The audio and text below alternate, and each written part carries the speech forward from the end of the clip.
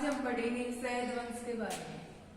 अगर हम बात करें सैयद वंश की, तो सैयद वंश की स्थापना किसने की थी? वही खिजिर खां ने की थी।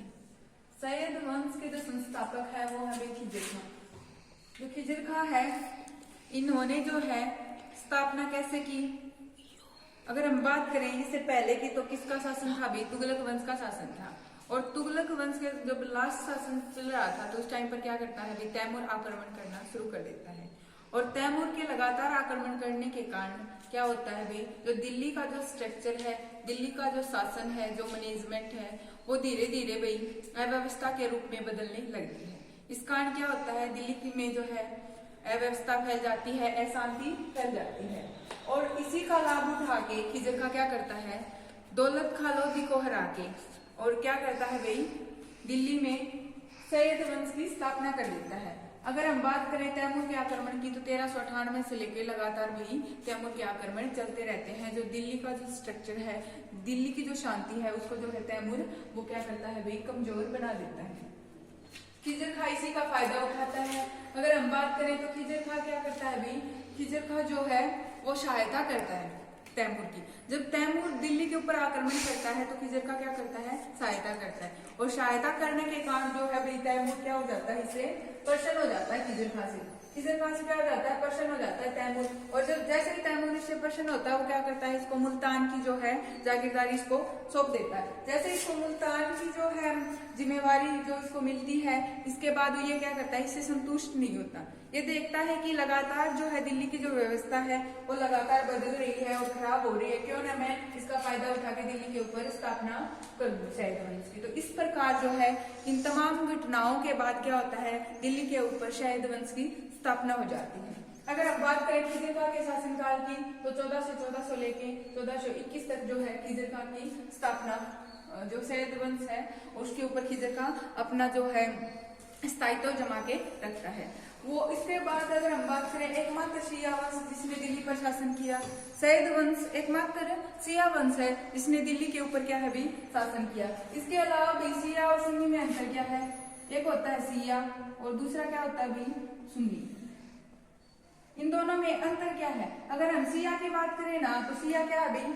शिया होते हैं नॉर्मल जो मुसलमान होते हैं, वो जिनके इतने जो रूल होते हैं वो इतने कट्टर नहीं होते। लेकिन सुन्नी की बात करें तो वो अपने धर्म को लेके, अपने जो है धर्म को लेके, अपने मुस्लिम धर्म को लेके बहुत ज्यादा कट्टर होते हैं और अपने नियमों और अपने अल्लाह से ऊपर किसी को नहीं मानते। इस प्रकार एक क्वेश्चन में ये भी आ जाता है कि इसके सामने मान 1400 से लेकर 1421 तक एडी लिखा होता है। ये एडी का क्या सिस्टम होता है?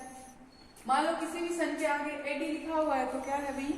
ईसा के जन्म के बाद का सन है। अगर इसी के साथ मान लो बीसी लिखा होता तो क्या होता? वो ईसा के जन्म के बाद की घटना है। जैसे मान लो यहाँ लिखा होता 1400 लेके और 14 से 13 लिखा होता और इसके साथ क्या लिखा होता? बीसी। अगर बीसी लिखा मतलब क्या है भाई? ईसा के जन्म से पहले की घटना है। ईसा के जन्म से पहले की घटना। अगर यहाँ एडी लिखा होता, यहाँ 15 लिखा होता और यहाँ क्या लिखा होता? एडी। एडी लिखा है मतलब ये जो क्या है? ईसा के जन्म के बाद की घटना है। समझ में आ गया? इसके आगे हम बात करें अब भाई इसने उपाधि कौन सी धारण की? खिजिर खां ने। खिजिर खां ने रेत आला की उपाधि धारण की। रेत आला का मतलब क्या होता है भाई? किसानों का महिषा या फिर किसानों का रक्षक। और जो स्वयं को पैगंबर का वंशज मानता था भाई, खिजिर खां क्या कहता था? स्वयं को पैगंबर का वंशज मानता था कि मैं पैगंबर का वंशज हूँ। इसके अलावा दूसरा सुल्तान जिसने भी सुल्तान की उपाधि धारण की, पहला सुल्तान कौन सा? क्वेश्चन उठेगा। पहला सुल्तान है भी कुतुबुद्दीन ऐबक। दूसरा सुल्तान जिसने भी सुल्तान की उपाधि धारण की वो है भाई खिजिर खां। और पहला कौन सा हो गया? कुतुबुद्दीन ऐबक जिसने सुल्तान की उपाधि धारण नहीं की। तो ऐबक ने कौन सी धारण की भाई? ऐबक ने धारण की भाई सिपे सलार। सिपे सलार की। तैमूर के जो उत्तराधिकारी हैं भाई शाहरुख को लगातार राजस्व भेजा खिजिर खां ने। खिजर का दूसरा काम क्या करता है भाई, तैमूर के जो उत्तराधिकारी है इसका बड़ा संबंध रहा अभी तैमूर के साथ, क्योंकि तैमूर ने इसको मुल्तान की जागीर प्रदान की थी खिजर खां को, और इसके साथ अच्छे संबंध रहे हैं। तैमूर की वजह से दिल्ली के ऊपर अपना शासन स्थापित कर पाया। और क्या करता है भाई, ये तैमूर के जो उत्तराधिकारी कौन बनते हैं, शाहरुख। शाहरुख को क्या करता है, लगातार राजस्व भेजता है भाई। अपने मन में जो भावनाएं थी तैमूर को लेके वो इसके जो उत्तराधिकारी आता है उसके बाद भी वो रखता है, और एक रिस्पेक्ट के साथ, एक आदर सम्मान के साथ क्या करता है, इसको राजस्व भेजता है। उसी के नाम का खुतबा बढ़वाया, वह उसका नाम सिक्कों पर अंकित कराया। इससे हम क्या देख सकते हैं, जो खिजर खां है वो आज भी यह मानता है कि तैमूर की वजह से मैं आज दिल्ली के ऊपर शासन स्थापित कर पाया, और जो उसका उत्तराधिकारी है शाहरुख, शाहरुख के नाम का एक खुतबा बढ़वा देता है, और क्या करता है, उसी के नाम के जो है सिक्के या उसका जो सिक्कों के ऊपर नाम अंकित करवाता है। खिजर खां के समय जो तुगलक वंश के सिक्के थे वो लगातार चलते रहे। खिजर खां एक ऐसा सुल्तान तो नहीं था, ये एक ऐसा राजा मान लो जो क्या करता था भाई, तुगलक वंश के जो सिक्के चले हुए थे उनके ऊपर प्रतिबंध लगाना इसने जरूरी नहीं समझा। खिजर खां जो है भू राजस्व वसूली के लिए सैनिक अभियान करता था। खिजर खां क्या करता था, अगर इसको भू राजस्व इकट्ठा करना है तो सैनिक अभियान शुरू कर देता था। खिजर खां के बारे में इंपॉर्टेंट जो है भाई जितने क्वेश्चन आ सकते हैं वो यही है, इससे ज्यादा कोई क्वेश्चन नहीं है। अब हम बात करेंगे मुबारक शाह की। मुबारक शाह की बात करें 1421 से लेके 1400 कब तक है भाई, ये 1434 तक है। फिर ये एडी आ गया, मैं पहले बता चुकी हूँ एडी का क्या मतलब है। सुल्तान की उपाधि धारण की, अपने नाम के सिक्के चलाए। ये पहला जो है सैयद वंश का सुल्तान है जिसने क्या किया अभी, सुल्तान की उपाधि धारण किया। पहला राजा सैयद वंश का जिसने क्या किया, सुल्तान की उपाधि धारण की और अपने नाम के सिक्के भी चलाए। तो हम ये भी हमारे सामने ये क्वेश्चन आ सकता है, सैयद वंश का एक्चुअल में संस्थापक या वास्तविक संस्थापक कौन माना जाएगा, मुबारक शाह, क्योंकि ये तो किसी और के अधीन नहीं था, इसने तो खुद अपने बलबूते पर अपनी शक्ति के ऊपर शासन किया। शाहरुख का नाम है खुतबे से हटवाया और अपना नाम लिखवाया। भाई जो रिस्पेक्ट दे रहा था खिजर खां वो सारी खत्म कर दी, और इसने क्या किया, शाहरुख का नाम सिक्कों से हटवा दिया और अपना नाम लिखना शुरू करवा दिया। दूसरा पॉइंट देखें, शाहरुख का नाम खुतबे से हटाया और अपना नाम लिखवाया।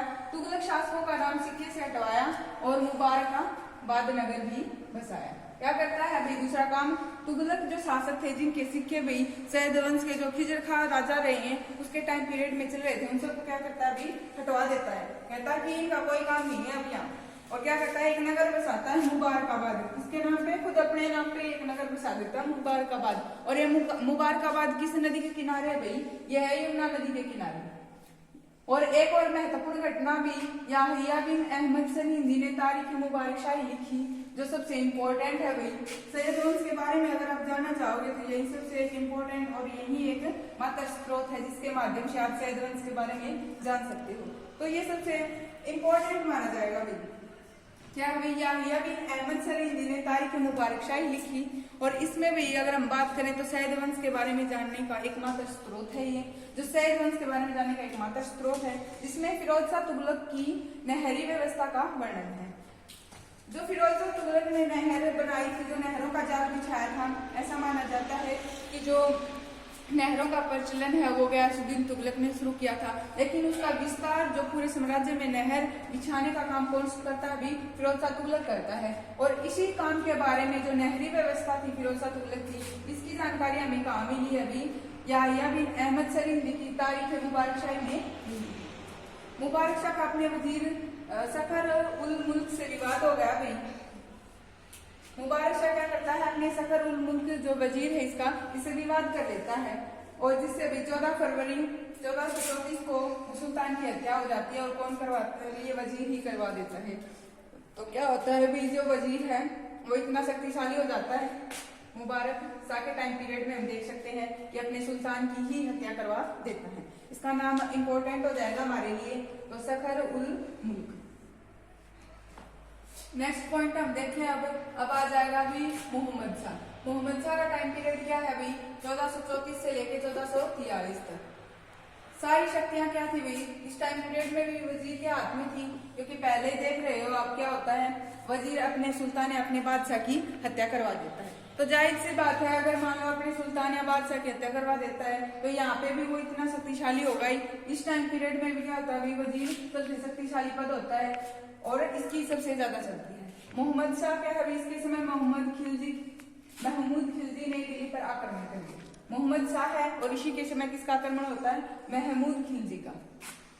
कमजोर सुल्तान था, डर गया भाई तेरे राज्य के ऊपर तो आक्रमण होने लगे, इसको और कोई इशारा नहीं मिला, तो एक बहलोल लोधी था भाई, बहलोल लोधी दिखा इसको और बुलाया, कहा भाई आओ भी मेरी जो है रक्षा करो, मेरे साम्राज्य को बचाओ। तो बहलोल लोधी जो है भाई वो आता है मोहम्मद शाह की सहायता करने के लिए। कमजोर सुल्तान था, डर गया, इसलिए आया भाई। मोहम्मद शाह ने बहलोल का बेटा जो मोहम्मद शाह है वो क्या करता है? बहलोल को अपना बेटा कहता, कहा कि ये मेरे बेटे जैसा है, इसने मेरा साथ दिया और इसकी उपाधि दी गई बहलोल लोधी को, उपाधि दी खाना की उपाधि। ये भी इंपॉर्टेंट है हमारे लिए। मोहम्मद शाह क्या करता है? बहलोल लोधी को अपना बेटा कहता है और खाना की उपाधि भी देता है। अगर हम बात करें मोहम्मद शाह की तो मृत्यु हो जाती है 1443 में, जो मोहम्मद शाह की मृत्यु हो जाती है। खाना क्या मतलब जो खान जो होता है भाई सल्तनत टाइम पीरियड में सबसे बड़ा पद था भाई, सबसे बड़ा पद। और इस पद का भी ये कहा है कि जो खान जो होते हैं इससे भी बड़ा है, इससे बड़ा किसको बताया? बहलोल को। क्या कहा कि जो खान जो होते हैं ना उनका भी खान है बहलोल लोधी, जिसने जो है दिल्ली साम्राज्य की शक्तियों को बचा के रखा। अब लास्ट जो है आखिरी सुल्तान कौन बनता भी है? अलाउद्दीन आलम शाह। जो अलाउद्दीन आलम शाह है ये भी एक ऐसा एक कमजोर शासक था। अगर इसके टाइम पीरियड की बात करें तो 1443 से लेकर 1451 तक तो एक राजा के रूप में रहता है और एक राजा का पद छोड़ने के बाद 1451 से 1476 के टाइम पीरियड में कहाँ चला जाता है? बदायूं चला जाता है और बदायूं में अपना जीवन यापन करता है और 76 में क्या होती है? इसकी मृत्यु हो जाती है बदायूं में। छोड़ के चला गया अपने वजीर अहमद खां से भी इसका झगड़ा हो गया। अहमद खां से झगड़ा हो गया, इसने सोचा आलम शाह ने जिस तरह पहले तेरे पूर्वजों को अगर जैसे मार दिया गया था, मुबारक शाह को वजीर के द्वारा मारा गया था, इसी तरह तुम्हारा भी नंबर आ सकता है, अहमद हाँ जो है तुम्हें भी मार सकता है। और इससे पीछे छुड़ाने के लिए वो क्या करता है? डर जाता है और बदायूं में चला जाता है और वहीं अपना जीवन यापन करता है। लगभग 1451 से 1476 तक वो अपना जीवन बदायूं में ही यापन करता है। और जो फिर क्या है उसके बाद कहता क्या है? ये कहता है आलम शाह क्या कहता है बहलोल को कि मेरे पापा ने, मेरे जो पिता हैं उन्होंने तुम्हें बेटा कहा था, तो तुम इस गद्दी को प्राप्त कर लो, जो दिल्ली का जो शासन है अब तुम प्राप्त कर लो। इस प्रकार क्या होता है? अभी जो है दिल्ली सल्तनत उसके ऊपर किसका स्थापना हो जाती है? बहलोल लोधी की स्थापना हो जाती है।